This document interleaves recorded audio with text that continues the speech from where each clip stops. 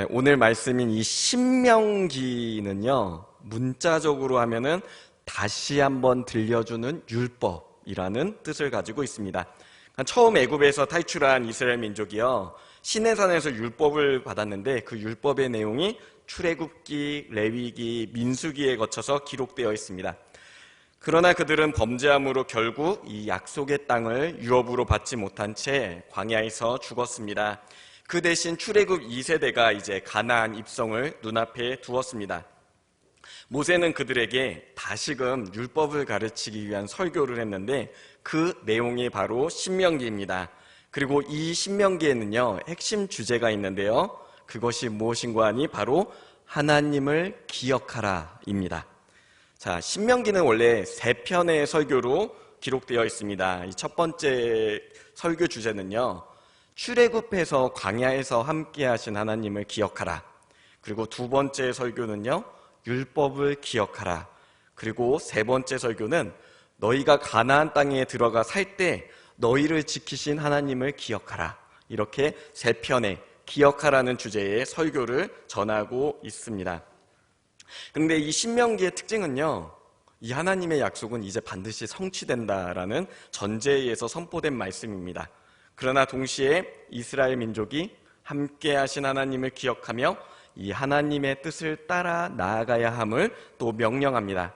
하나님의 은혜를 기억하는 자는 탁월한 미래를 선물로 받을 것이지만 하나님을 잊으면 그 민족은 심판과 징계를 받게 될 것입니다. 하나님께서 이스라엘 민족을 애굽에서 탈출시킬 때 그들에게 탁월한 미래를 약속하셨습니다. 그리고 성경은 그 말씀을요, 이렇게 기록하고 있습니다. 출애굽기 19장 5절에서 6절 말씀인데요, 함께 합독하시겠습니다. 세계가 다 내게 속하였나니 너희가 내 말을 잘 듣고 내 언약을 지키면 너희는 모든 민족 중에서 내 소유가 되겠고 너희가 내게 대하여 제사장 나라가 되며 거룩한 백성이 되리라. 너는 이 말을 이스라엘 자손에게 전할지니라. 아멘.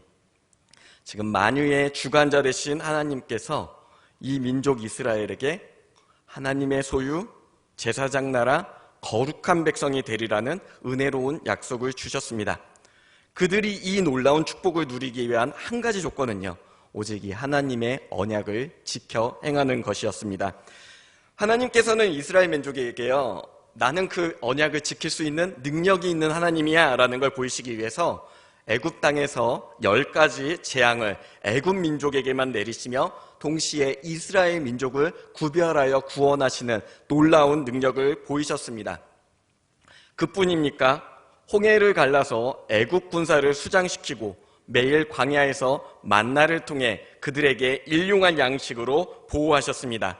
불기둥, 구름기둥은 척박한 광야도 그들을 해칠 수 없는 그런 환경을 주셨습니다. 그런데 이 민족 이스라엘이요, 하나님 앞에서 용서받을 수 없는 죄를 짓고 말았습니다. 약속받은 이 가나안 땅을 각 지파의 대표들이 40일 동안 정탐하고 돌아왔는데 이 지파의 대표들이 돌아와서 하나님의 이 약속의 땅을 악평하기 시작한 것입니다. 그냥 보고 말하는 대로 그들이 볼 때 정말 아니었나 보죠, 이렇게 생각하실 수 있는데요, 그들의 죄가 여기서 그치지 않았습니다. 그들은 하나님의 약속을 무시했을 뿐 아니라 백성들을 선동하였고 말을 전하여 백성들의 분노가 격양되었습니다. 그들은 그 격양된 감정을 이제 모세와 아론을 죽임으로써 정당화하려고 했습니다. 그들이 돌을 들고 그 포악을 행하려는 순간에 하나님께서 성막 가운데 나타나셨습니다. 그리고 진노의 말씀을 하셨는데 그 진노의 장면이 민수기 14장 11, 12절에 기록되어 있습니다. 우리가 함께 합독하시겠습니다. 여호와께서 모세에게 이르시되 이 백성이 어느 때까지 나를 멸시하겠느냐? 내가 그들 중에 많은 이적을 행하였으나 어느 때까지 나를 믿지 않겠느냐? 내가 전염병으로 그들을 쳐서 멸하고 내게 그들보다 크고 강한 나라를 이루게 하리라. 정말 하나님께서 그 당시 그 느낀 실망과 분노를 느낄 수 있는 말씀 구절 아니겠습니까? 그런데 사랑하는 성도 여러분, 모세는요, 정말 온유한 사람이었습니다. 그는 자신을 해치려 한 이스라엘 백성들을 보호하면서 동시에 하나님의 영광을 열방에 드러내기 위해서는 이 민족을 멸하시면 안 됩니다 라면서 그 민족을 변호하면서 또 동시에 하나님의 영광을 올렸습니다. 그는 전심으로 주님께 긍휼을 구하였습니다. 하나님께서는 그런 모세의 마음의 중심을 보셨죠. 그리고 이스라엘 민족을 멸망시키는 대신 그들에게 징계를 내리셨습니다. 정탐했던 하루를 1년으로 계산해서 40년 동안 광야에서 방황하게 하신 것입니다. 하나님께서는 또 이렇게 말씀하셨습니다. 내 귀에 들린 대로 그들에게 행하리라. 그렇기 때문에 그들의 불평과 그들의 악이 고스란히 그들의 고통으로 돌아왔습니다. 그런데 주님께서는 그 가운데서도 이 민족 이스라엘을 돌보시고 지키셨습니다. 신명기 29장 5절 말씀, 신명기 29장 5절 말씀도 우리가 함께 합독하시겠습니다. 주께서 40년 동안 너희를 광야에서 인도하게 하셨거니와 너희 몸의 옷이 낡아지지 아니하였고 너희 발의 신이 헤어지지 아니하였으며. 아멘. 40년 동안 옷이 낡아지지 않았고 신이 헤어지지 않았습니다. 주님께서는 그들을 돌보고 먹이셨으며 전쟁의 위험에서 지키셨습니다. 광야라는 환경이 척박하기는 했으나 그 가운데서도 그들은 자녀를 낳았고 그 자녀들이 건강하게 자라 다음 세대가 되었습니다. 민수기를 보면요, 처음 출애굽했던 세대와 출애굽 2세대의 숫자가 거의 비슷합니다. 정말 하나님께서 이건 그 자손들을 지키셨다고밖에 고백할 수밖에 없는 부분이죠. 그러나 아쉽게도 이 출애굽 1세대는 하나님께서 약속했던 탁월한 미래를 그들의 강팍한 마음으로 날려버렸습니다. 가나안 땅에서 누릴 하나님의 소유 제사장 나라 거룩한 백성이 될 기회를 놓치고 만 것입니다. 올해 우리 교회 표어를 아시죠? 저희 한번 함께 읽어보시겠습니다. 교회 설립 70주년을 향하여 가는 해. 그런데 정확하게 말하면 올해는 우리 교회 창립 69주년입니다. 이 표의 의미인즉 70주년을 위한 준비를 잘해서 70주년에는 한 걸음 더 도약하는 주님의 몸된 교회가 되자, 이런 비전을 함께 나누는 것일 것입니다. 사실 제가 오늘 말씀을 준비하면서요, 이 모세의 말씀을 듣는 이스라엘 민족의 상황과 우리 교회의 모습을 적용하는데 사실 제가 마음에 부담이 많았습니다. 이건 좀 안 맞는다 싶은데 왜 그러냐면요, 우리 교회 성도님들은 출애굽 1세대처럼 하나님의 말씀에 거역하고 불순종하고 이런 역사가 없습니다. 오히려 코로나19의 어려운 상황 속에서도 예배를 지키고 주님께 몸된 교회로 힘써나간 철원교회이지 않습니까? 그럼에도 불구하고 제가 이 말씀을 택한 이유는요, 그럼에도 이 말씀 속에서 우리에게 주시는 이 교훈을 포기할 수 없었기 때문입니다. 우리가 비록 성숙한 모습을 가진 주님의 자녀일지라도 하나님 나라에 들어갈 때까지는 믿음의 선한 싸움을 싸우는 도상위의 존재, 길이를 걷고 있는 존재이지 않습니까? 우리는 계속해서 약속의 땅을 향해 나아가는 주의 자녀입니다. 주님께서 처음 아브라함을 택하시고 그에게 특별한 언약의 약속을 주셨습니다. 창세기 12장 2절에서 3절 말씀은 그렇게 말씀하고 있습니다. 함께 합독하시겠습니다. 내가 너로 큰 민족을 이루고 내게 복을 주어 내 이름을 창대하게 하리니 너는 복이 될지라. 너를 축복하는 자에게는 내가 복을 내리고 너를 저주하는 자에게는 내가 저주하리니 땅의 모든 족속이 너로 말미암아 복을 얻을 것이라 하신지라. 아멘. 자, 이 언약의 말씀이요, 근데 가만히 잘 들어보면요, 이 언약의 핵심이 아브라함에게 머물고 있는 말씀이 아닙니다. 가만히 생각해 보세요. 주님께서 아브라함을 택하신 이유에 대해서 너로 큰 민족을 이루기 위함이다 라고 하시지 않습니까? 그리고 성경은요, 그 큰 민족이 이스라엘임을 분명하게 고백하고 있습니다. 즉 아브라함이 누리게 될 복은 이스라엘이 누리게 될 복을 의미합니다. 그래서 이스라엘을 축복하는 자에게는 하나님께서도 축복의 은혜를 주시고 그들을 저주하는 자에게는 하나님께서도 저주하신다는 말씀입니다. 그런데 이 모든 일이 오직 아브라함과 그 후손만을 위한 약속일까요? 그렇지 않습니다. 오히려 아브라함에게 마지막에 이런 말을 하죠. 땅의 모든 족속이 너로 말미암아 복을 받을 것이니라. 이게 무슨 말씀입니까?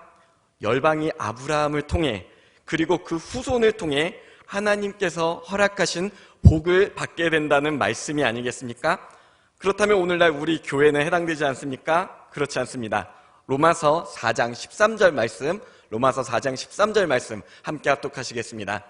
아브라함이나 그 후손에게 세상의 상속자가 되리라고 하신 언약은 율법으로 말미암은 것이 아니요 오직 믿음의 의로 말미암은 것이니라. 아멘. 지금 사도 바울은요, 이 말씀을 할 때 분명하게 아브라함에게 약속하셨던 하나님의 그 언약에 대해 고백하고 있습니다. 그런데 이 은혜의 언약, 이 언약의 은혜를 쟁취하는 아브라함의 후손이요, 혈통으로 율법을 물려받은 유대인에게만 국한되는 것이 아니라 믿음으로 예수님을 영접한 우리에게도 유효하다라고 분명하게 고백하고 있는 것입니다. 그런 의미에서 우리는 아브라함의 복을 계승한 아브라함의 후손입니다. 많은 이들이 교회를 일컬어 영적 이스라엘이라고 합니다. 사실 저도 그 표현을 종종 썼는데요. 얼마 전에 저희 주종호 원로 목사님께서 이제 대체 신학이라는 말씀을 해주셨어요. 이 대체 신학이라는 게 반유대주의를 나타내는 그런 신학입니다. 그러니까 이스라엘에서 교회로 대체되었다 하는데, 그 당시 이 영적 이스라엘이라는 말로 우리가 유대인을 핍박하는 게 합당하다라고 주장한 이들도 많습니다. 그래서 사람에 따라서는 우리 교회가 이 영적 이스라엘이라는 말은 좀 안 썼으면 좋겠다라고 이런 말씀도 많이 있습니다. 그리고 역사적으로 돌아볼 때 우리 교회가 이스라엘을 핍박했던 이 교회사적인 부분은요, 우리가 반성하는 게 맞습니다. 하나님께서 이 민족을 향한 놀라운 계획이 있음을 로마서에서 분명히 밝히시고 계시고, 또 우리 담임 목사님과 또 저번에 정현호 목사님 통해서도 그 말씀의 의미가 우리에게 선포되고 있지 않습니까? 그러나 그럼에도 불구하고 우리가 아브라함의 혈통으로서 그 복을 누릴 수 있는 존재, 아브라함의 상속자가 교회임은 분명합니다. 그것은 하나님께서 약속하신 언약이 우리에게도 해당된다는 말입니다. 주님께서는 우리에게도 하나님의 소유, 제사장 나라, 거룩한 백성이 되는 탁월한 미래를 약속하셨습니다. 중요한 것은 우리가 땅의 모든 족속이 하나님을 믿을 수 있도록 복음을 전하는 복의 통로가 되어야 한다는 사실입니다. 자, 오늘 본문인 신명기 6장 1절에서 2절 말씀도 우리가 함께 합독하시겠습니다. 이는 곧 너희의 하나님 여호와께서 너희에게 가르치라고 명하신 명령과 규례와 법도라. 너희가 건너가서 차지할 땅에서 행할 것이니 곧 너와 내 아들과 내 손자들이 평생에 내 하나님 여호와를 경외하며 내가 너희에게 명한 그 모든 규례와 명령을 지키게 하기 위한 것이며 또 나를 장구하게 하기 위한 것이라. 아멘. 출애굽 1세대가 불순종으로 인해서 하나님이 약속하신 이 복을 온전히 누리진 못했지만, 그러나 하나님께서는 그 언약을 포기하지 않으셨습니다. 그리고 그 민족을 돌보시고 다시금 약속의 땅으로 이끄셨습니다. 이제 출애굽 2세대는 40년의 광야 생활을 마치고 가나안 입성을 앞두고 있었습니다. 모세의 이 설교를 들을 때 그들은요, 처음 애굽에서 태어나지도 않았거나 아니면 20살 이하의 어린 소년들이었습니다. 아마도 광야에서 태어난 이들도 있고 또 어린 시절에 뭣도 모르고 계속 그 길을 걸으며 살아야 했던 이들이었을 것입니다. 그런데 그들은요, 자신들이 왜 광야를 걷는지 그 이유를 분명히 알고 있었습니다. 그들의 부모 세대가 가네스 바네아에서 하나님께 배신하고 모세, 아론, 여호수아, 갈렙 등 하나님의 지도자들을 죽이려고 했던 그 사건을 알고 있었습니다. 그런데 이제 이 기나긴 광야 생활이 끝나갑니다. 이미 이들은요, 이 말씀을 할 때 요단 동쪽의 모든 전쟁을 승리한 후였습니다. 요단만 건너면 되는 그런 상황. 이제 그들에겐 희망만이 남았습니다. 새로운 미래를 준비할 수 있었습니다. 하지만 그들에겐요, 한 번 더 민족의 역사를 마음에 새겨야 합니다. 왜 그들 출애굽 2세대는 광야를 걸어야 했는가? 만일 그들의 부모가 하나님께 순종했다면요, 그들은 이미 광야가 아닌 그 가나안 땅의 삶을 누리고 있었을 것입니다. 그러나 불순종과 분노에 사로잡혔던 출애굽 1세대는 하나님의 거룩한 민족이 될 수 없었습니다. 그리고 사실 그들이 그런 상태로 가나안 땅에 들어갔다 해도 그것도 문제였겠죠. 그런 이들에게 양육된 자녀들은 하나님의 백성, 그 자녀로서의 모습과 자격을 갖추지 못했을 것입니다. 오히려 가나안 문화에 빠르게 흡수되어 패역한 세대가 되고 말았을 것이죠. 하지만 하나님께서는 이 자녀들을요, 광야에서 기르셨습니다. 그들의 삶은요, 어려서부터 결핍되어 있었습니다. 먹을 것, 마실 것, 이 모든 게 부족했습니다. 근데 그들에게요, 이 부족한 것을 채우는 이가요, 부모가 아니었습니다. 그들의 부족한 일을 채운 이는 바로 하나님이셨습니다. 물론 그 순간순간은 고난이 있을 수도 있었습니다.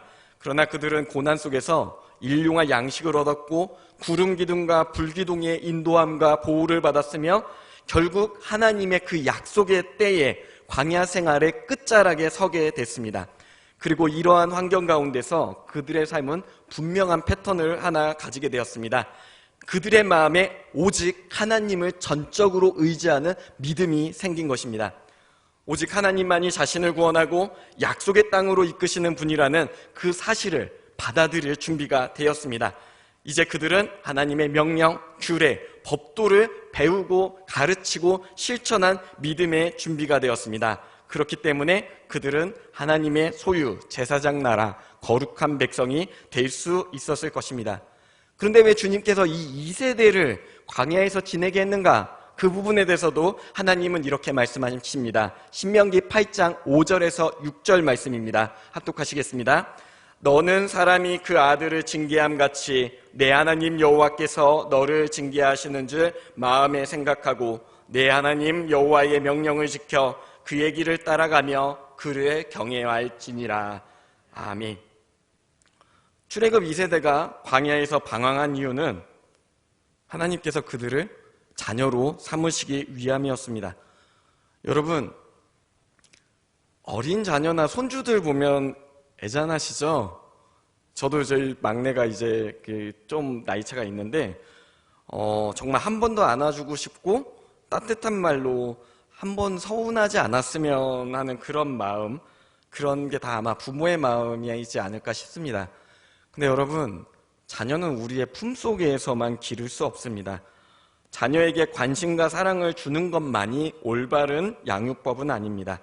사실 보다 좋은 교육은요, 보다 좋은 양육은 우리 자녀가 자신의 삶을 책임지며 살 수 있도록 이겨나갈 힘을 주는 것입니다. 부모는 자녀가 바른 마음의 틀을 가지고 그 삶을 이어갈 수 있도록 때로는 징계도 내릴 줄 알아야 됩니다. 분명한 기준을 심어줄 줄 알아야 됩니다. 조금은 거리를 두고 그 자녀가 고난을 이겨낼 수 있는 힘을 겨루도록 버팀목이 되어주고 기다리는 시간을 가져주어야 합니다. 그 어려운 가운데서 전적으로 내 하나님이 옳구나, 그분의 뜻이 우리의 삶의 바른 길이구나 라고 신뢰할 수 있는 그 믿음을 우리가 자녀에게 심어줘야 합니다. 하나님은요, 당신의 독생자 예수님마저도 40일 동안 광야에 나가 금식하게 하셨습니다. 아까도 말했지만 광야는 배고픔, 무더위, 그리고 밤에는 추위, 낮에는 더위, 정말 육신적으로 인간이 겪을 수 있는 모든 고난을 다 겪을 수 있는 공간이지 않습니까? 그리고 그때 예수님은요, 극도로 굶주리셨습니다. 근데 그때 마귀가 찾아왔습니다. 그리고 예수님을 유혹합니다. 그 유혹이 무엇인가 하니 저 돌들로 하여금 떡이 되게 하라 였습니다. 내가 만들어줄 게가 아닙니다. 당신이 하나님의 아들이니까 돌들로 떡이 되게 하라 라고 말을 한 겁니다. 굉장히 합리적인 제안이지 않습니까? 배고픈 이들에겐 떡이 필요합니다. 그리고요, 능력이 있는 사람에게는요, 그것을 먹을 자격이 있습니다. 예수님에게 네가 하나님의 아들임을 내가 인정한다. 너의 능력으로 돌이 떡이 되게 해서 너의 배고픔을 채우라 라고 시험을 한 것입니다. 근데 이때 예수님께서는요, 광야에 있던 출애굽 2세대를 기억하셨습니다. 그것이 하나님의 마음이고 하나님의 말씀임을 기억하신 것이죠. 그래서 신명기 8장 3절 말씀을 인용하셨습니다. 신명기 8장 3절, 제가 읽어드리겠습니다. 너를 낮추시며 너를 줄이게 하시며 또 너도 알지 못하며 내 조상들도 알지 못하던 만나를 내게 먹이신 것은 사람이 떡으로만 사는 것이 아니요 여호와의 입에서 나오는 모든 말씀으로 사는 줄을 내가 알게 하려 하심이니라. 아멘. 즉 하나님께서 자녀를 양육하는 가장 분명한 것이 하나님의 말씀이심을 분명하게 하셨습니다. 예수님께서는 시험을 이기실 때 다른 말씀 하시지 않았습니다. 오직 하나님의 말씀으로 말미암아 유혹을 물리치셨습니다. 주님께서는 말씀의 귀를 기울이는 것이 영의 양식을 채우는 길이며 이를 통해 우리가 참된 하나님의 자녀로 나아갈 수 있음을 익히 밝히셨습니다. 자, 오늘 본문인 신명기 6장 3절 말씀도 우리가 함께 합독하기 원합니다.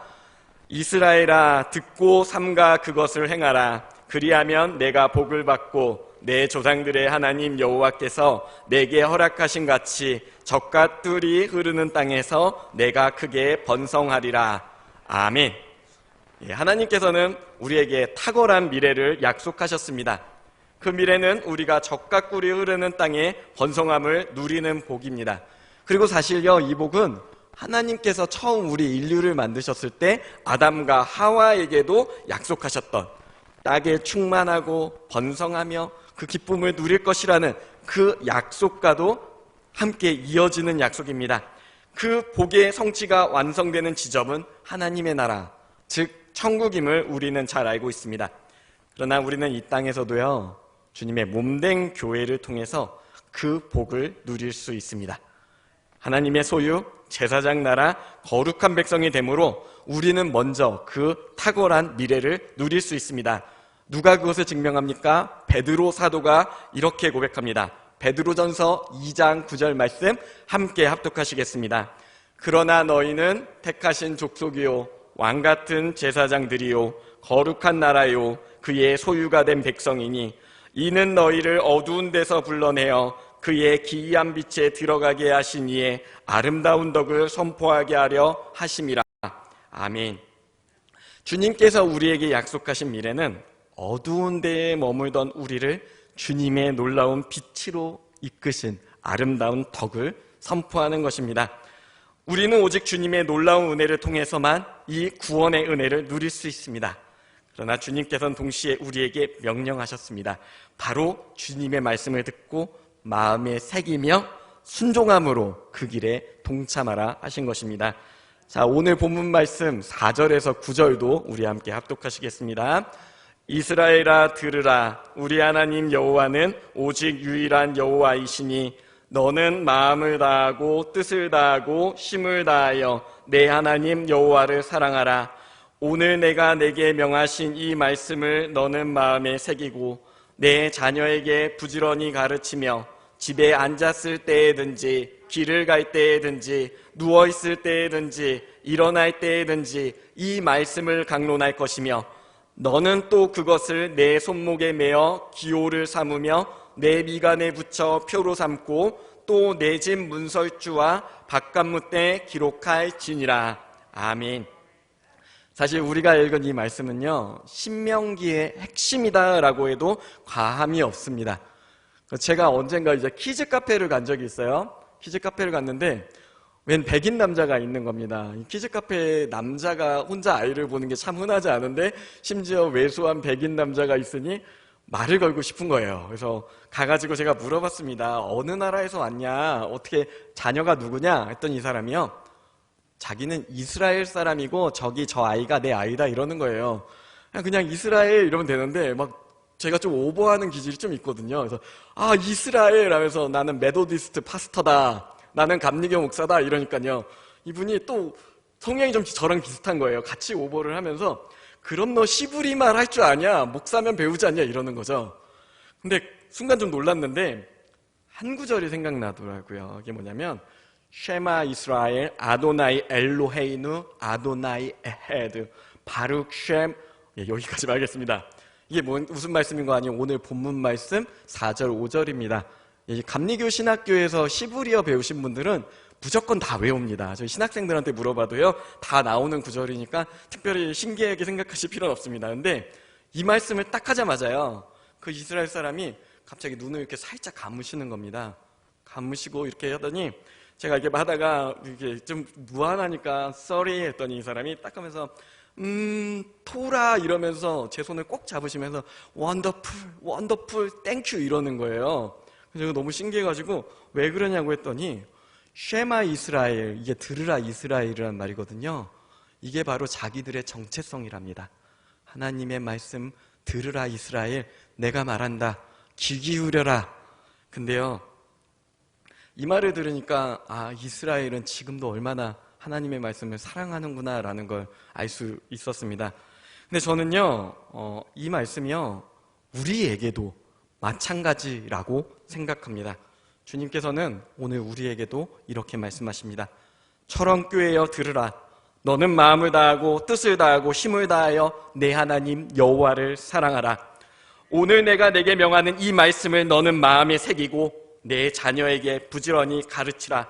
주님의 말씀을 늘 나누고 마음에 깊이 새기라. 그것이 바로 철원감리교회가 하나님께 약속받은 탁월한 미래를 누릴 은혜의 방편이 될 것이다.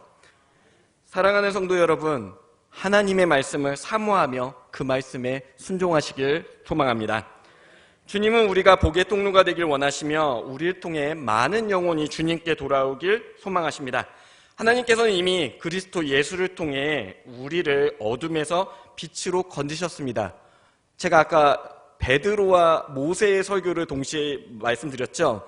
그런데요, 둘 사이에 차이가 있습니다. 이게 무엇인가 하니 모세의 설교는 이것을 지켜 행하면 너희가 하나님의 소유 제사장 나라 거룩한 백성이 되리라 하지 않았습니까?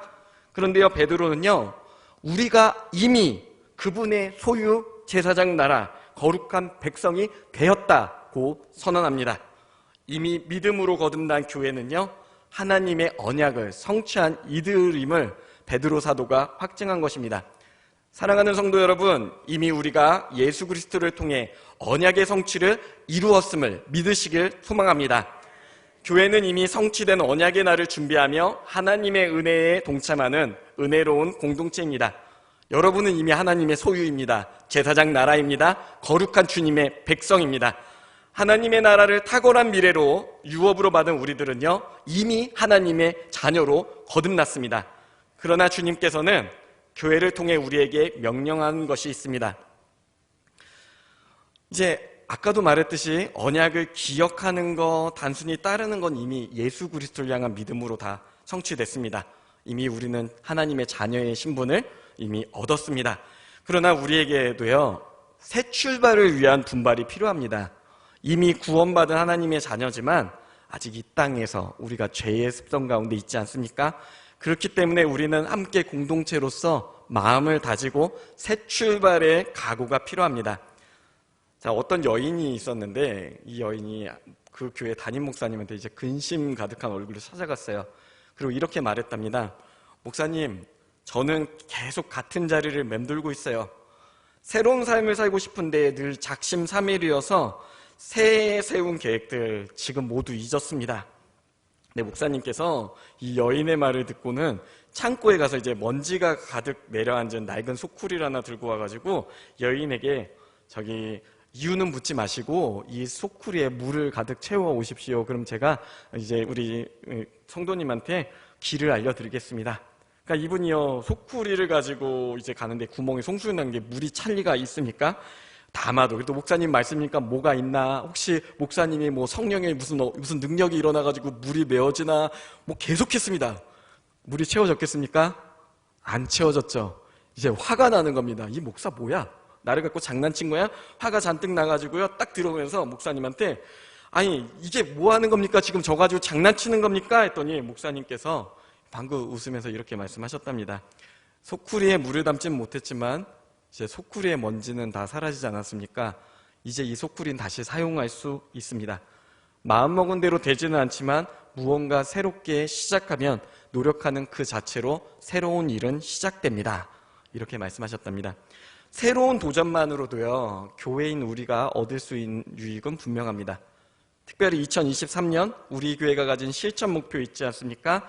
기억하시죠? 성경 1도 그리고 전도본부 배가 운동이 있습니다.